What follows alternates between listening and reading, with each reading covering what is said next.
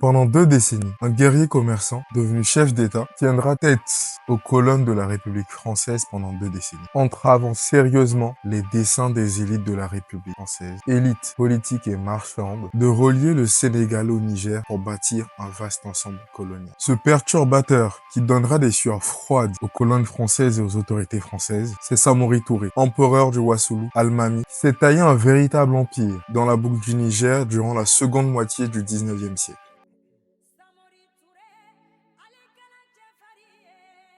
Samori Touré naît vers 1830 à Maniambaladougou, non loin de Kankan en Guinée. Il est le fils de Lassia Touré et de Massokona Kamara. Ses ancêtres du côté paternel sont des Sarakolé ou Soninké, population qui a fondé l'empire du Ghana. Samori est Malinké Konyanka. Il est né dans le pays Konyanké, région proche de l'actuel Libéria. Il grandit dans une famille qui respecte les traditions malinké et en ce sens, il réside dans sa famille maternelle jusqu'à l'âge de 7 ans, puis est confié à la famille élargie. Il suivra le rite de la circoncision entre ses 14 et 18 ans, mettant fin à son statut de Bilakoro, le statut de mineur dans la société malinké.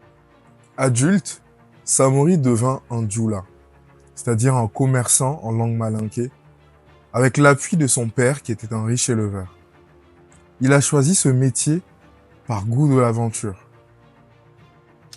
Le jeune Samori profitera de son métier de djoula, spécialisé notamment en vente de cola, pour arpenter l'Afrique de l'Ouest. Il ira en Guinée forestière, au Libéria, y apprendra la langue, l'anglais, ira aussi à Freetown, en Sierra Leone, toujours en tant que commerçant. Samori visitera également le Fouta Djallon, un état théocratique Peul, puis il ira plus à l'est. Il parcourt le Wassoulou, jusque dans l'actuel Mali. Il ira même jusqu'à Yanfofila, à la lisière du pays Bambara. Il ira également chez ses cousins Touré à Odiéné, dans le nord de la Côte d'Ivoire actuelle. Il visitera également la région de Norasouba, à une centaine de kilomètres de Kankan, en Guinée. Inconsciemment, de par son activité de commerçant et son goût de l'aventure, le jeune Samori est en train de parcourir ce qui deviendra son futur empire, le Wassoulou. Il sera maître de cet espace qu'il est en train d'arpenter dans ses jeunes années. C'est aussi également au cours de cette période que le jeune Samori se convertit à l'islam. Un islam commerçant, formel et non prosélyte. En effet, le jeune Samori pense que la religion pourrait servir ses intérêts de commerçant. Un pragmatisme religieux qui sera une boussole pour lui, ayant compris qu'il pouvait user de la religion pour ses propres intérêts. Samori s'engage comme Sofa auprès des Cissé, une puissante famille réelle de la région qui a détruit son village et capturé sa mère. Faute d'avoir la somme suffisante pour libérer sa mère et payer la rançon, le jeune Samori est obligé de s'engager comme Sofa pour les Cissé. Sa mère, bien que captive, sera bien traitée parce que les Touré étaient des alliés des Cissé. En fait, la situation géopolitique de l'espace du futur empire Wassoulou était tendue. Il y avait des alliances mouvantes, des systèmes de tutorat de village, des razzias étaient courantes. Cette période de la vie de Samori Touré est peu documentée. Mais nous avons des informations qui nous parviennent de par la tradition orale, notamment avec un chiffre clé qui revient souvent quand on parle de Samori, le chiffre 7. Payer la rançon afin de libérer sa mère, Samori resta au service des Cissé durant 7 ans, 7 mois et 7 jours. Sa mère recouvrira la liberté en échange de 7 mesures d'or et de 7 esclaves. Durant cette période, Samori apprendra à mener des hommes, à manier le feu et surtout la polyurcétique, l'art du siège courant à cette période, et aussi l'usage de la cavalerie par les Cissé comme arme.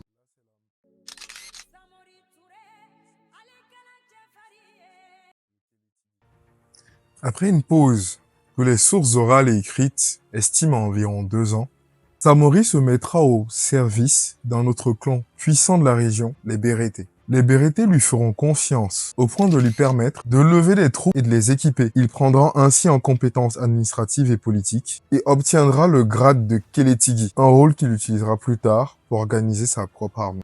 Samori engrangera de plus en plus de succès militaires et sera considéré comme une menace par ses employeurs, les Bérétés. Suffisamment aguerri, conscient des enjeux, le jeune Samori se rapproche de sa famille et prêtera serment à Diala en 1862 chez les Kamara, ses oncles, qui lui confieront 50 hommes afin de protéger leur fief. Il y a une information importante aussi à prendre en compte, c'est qu'en 1862, il y a le décès de El Hadj Omar Tall. C'est le chef d'État de l'Empire tout couleur. un État puissant de la région qui sera déstabilisé par la perte de ce chef charismatique. Donc il y a une recomposition en cours en Afrique de l'Ouest, notamment dans la boucle du Niger. Ses oncles, les Camara, qui lui ont confié la cinquantaine d'hommes, ne lui ont pas confié cette cinquantaine d'hommes par plaisir. En effet, dans un contexte d'alliance mouvante, les Cissé cherchent à nouveau à attaquer leurs alliés, les Camara, après avoir détruit le village des Tourés. Mais cette fois-ci, Samori est déterminé à ne pas répéter les mêmes erreurs qui ont conduit à la capture de sa mère quand il était jeune. Il équipe ses soldats de fusils, s'assure de la maîtrise du terrain et tend des embuscades aux Cissé, qui, il faut le préciser, attaque avec plusieurs milliers d'hommes. Cette agilité tactique que lui confèrent le terrain et les fusils dont sont équipés ses soldats lui permettent d'infliger de lourdes pertes aux Cissé, dont les hommes sont majoritairement armés de dagues. La déroute des Cissé, qui avait la supériorité numérique, donnera du prestige à Samori. Mais ce succès au sein de son propre clan suscitera des jalousies, des inimitiés. Samori avait acquis un statut de chef compétent et équitable, et de nombreux jeunes hommes souhaitaient se mettre à son service. Conscient du rapport de force défavorable face aux Cissé et aux Bérétés, et conscient de ne pas faire le poids au sein de son propre clan, Samori émigre, en Guinée forestière cette fois-ci, dans le Toukoro, en 1865, non loin de l'actuelle Sierra Leone. De 1865 à 1870, Samori va organiser son armée et son administration afin d'assouvir ses désirs de conquête. À une époque où ses adversaires continuaient à mobiliser des hommes sur la base du système traditionnel du Kari, un système de recrutement par classe d'âge, déclenché en cas de danger uniquement, Samori, lui, opte pour la création d'une armée permanente, basée sur le volontariat et la compétence militaire. Afin de financer son projet, il multiplie les raids, des raids qui lui permettent d'équiper ses troupes de fusils afin de surclasser ses ennemis. Comme tout personnage historique, Samori a sa part d'ombre. Afin de financer ses armées, il n'hésitait pas à réduire en esclavage les populations qui perdaient face à lui. Des esclaves qui lui servaient à acheter des fusils modernes.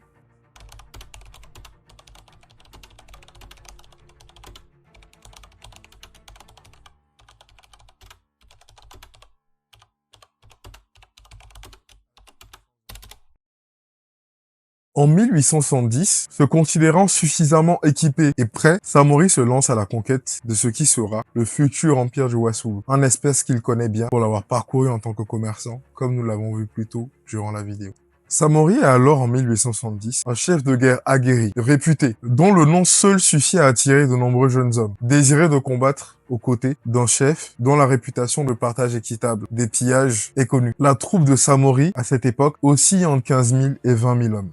Dès 1873, Samori se lance à la conquête d'un vaste territoire. Ses possessions s'étendent sur 400 000 km², allant des sources du Sassandra au sud, délimité par les Peuls tout couleurs au nord, un territoire couvrant en partie l'actuelle Guinée, Mali, Sierra Leone, Burkina Faso, Libéria et Côte d'Ivoire actuelle. C'est aussi à cette période que Samori se proclame Almami, c'est-à-dire commandeur des croyants, lui permettant d'user de la religion pour consolider son empire naissant. Un empire, une administration, ça se finance. Cet empire fonctionne grâce aux mines d'or du Bambouk et du Bourré, des activités agricoles et commerciales, protégées par une moderne armée dotée de fusils. Samori et son administration achètent auprès des Britanniques de Sierra Leone, dont ils parlent la langue. Il bénéficie également grâce à l'attractivité de son empire et de sa politique de recrutement basée sur le volontariat et le mérite, de renforts de tirailleurs désertant les colonnes françaises aux Britanniques, mais aussi de terribles agents de renseignement sous-estimés. Au premier rang de ces agents de renseignement sous-estimés, vous avez les commerçants Djoula. Ces commerçants qui arpentent l'Afrique d'ouest en est, d'ouest au nord, de nord au sud, qui ont une maîtrise des routes commerciales et qui ont accès aux plus grandes cités et places marchandes de l'époque, sont une précieuse source de renseignement pour Samori, qui a été lui-même un Djoula dans la première partie de sa vie. Pour le renseignement, Samori pourrait aussi compter sur les marabouts qu'il a organisés en conseil,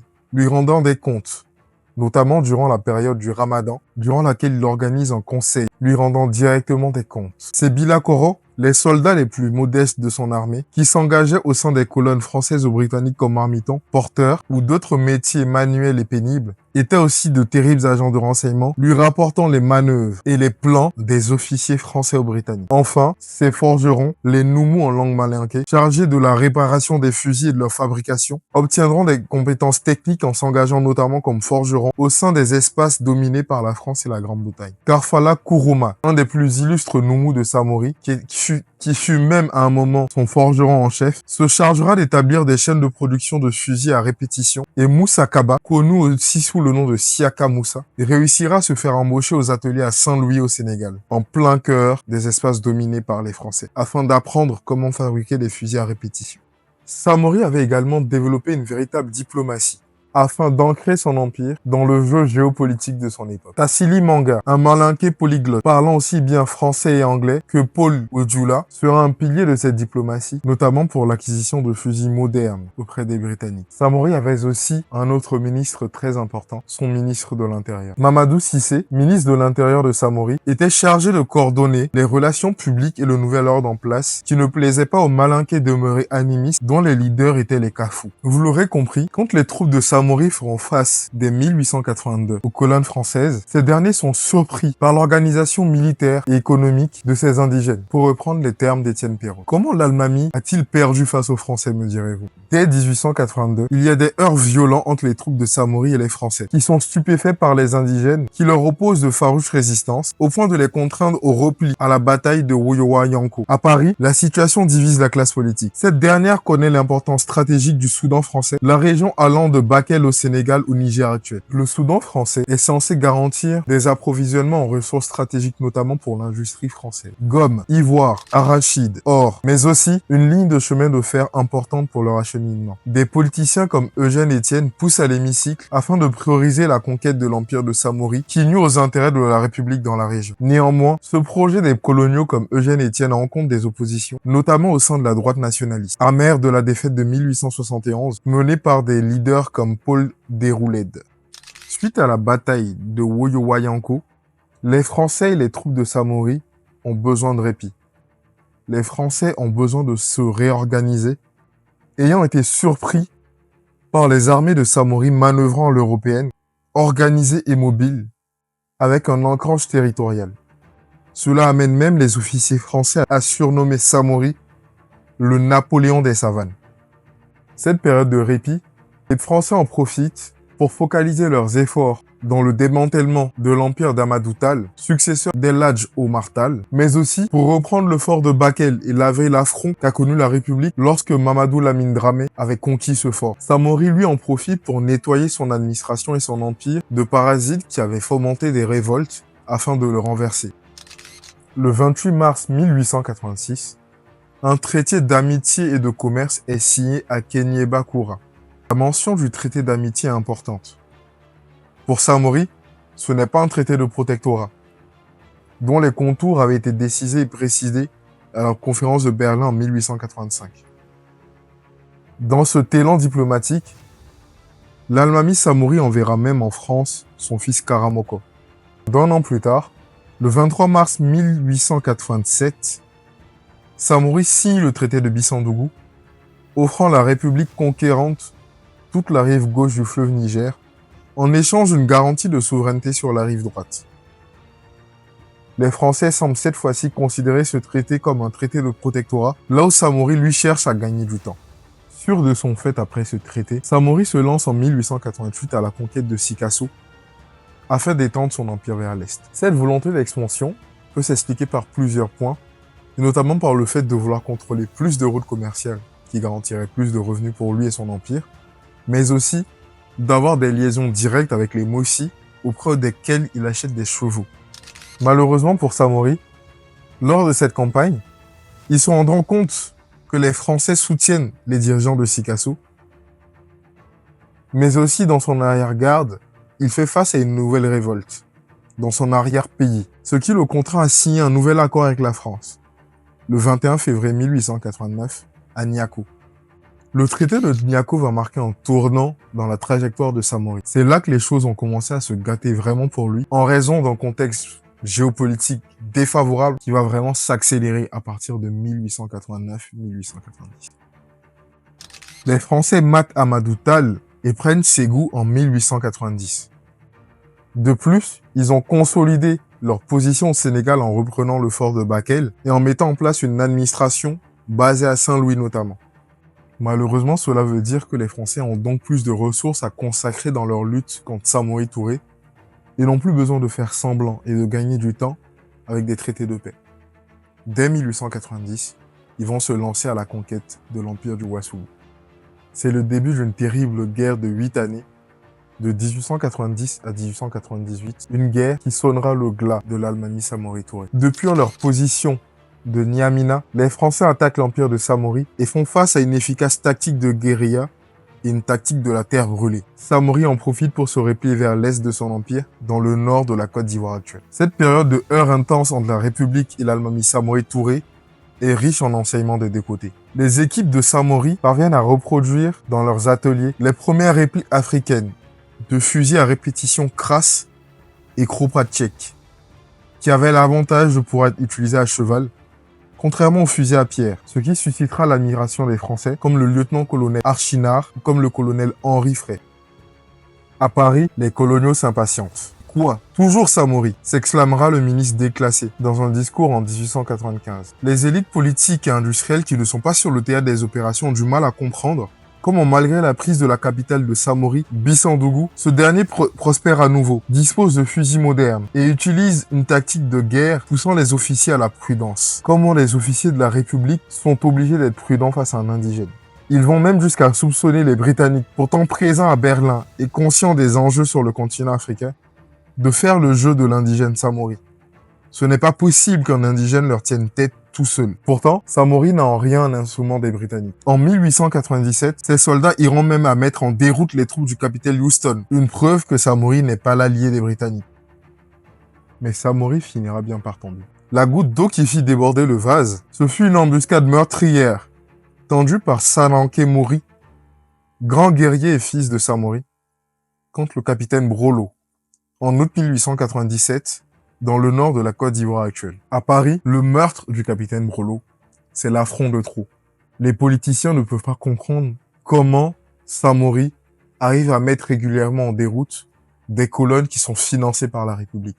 Trop c'est trop, il faut en finir avec Samori. Le meurtre du capitaine Brolo servira de prétexte afin d'investir plus de moyens dans la guerre, grâce notamment à une campagne de presse hostile envers Samori, qui est traité d'esclavagiste, ne respectant pas les droits de l'homme, nuisible au peuple qui aspire à être civilisé. Rapidement, face à l'avancée des Français équipés avec des troupes mixtes, notamment composées d'indigènes et de Français, les places fortes de l'Empire tombent, notamment Kong, prise par Caudrelier, puis Sikasso, forteresse que Samori convoitait pour son positionnement stratégique, tombera aux mains des Français le 1er mai 1898. Face aux moyens déployés par les Français, notamment financiers pour allier à eux des notables influents, les soutiens de Samori Touré se font rares. Samori est contraint de battre en retraite. Afin de reconstituer ses forces en forêt, il espère ainsi que la saison pluvieuse a calmé les Français, qui avaient peur des moustiques et des maladies de forêt, qui tuaient notamment les chevaux et les hommes. Le 20 juillet 1898, Samori affronte les Français à Douai. Il y accuse des pertes sévères, mais manœuvre suffisamment bien et effectue un repli dans la forêt dense. Cette fois-ci, le constat est clair pour Samori. Les Français veulent en finir avec lui. Ce constat est aussi partagé par la troupe, dont le moral est plombé. Les Français qui savent Samori acculé tentent d'obtenir de lui une reddition, mais Samori refuse.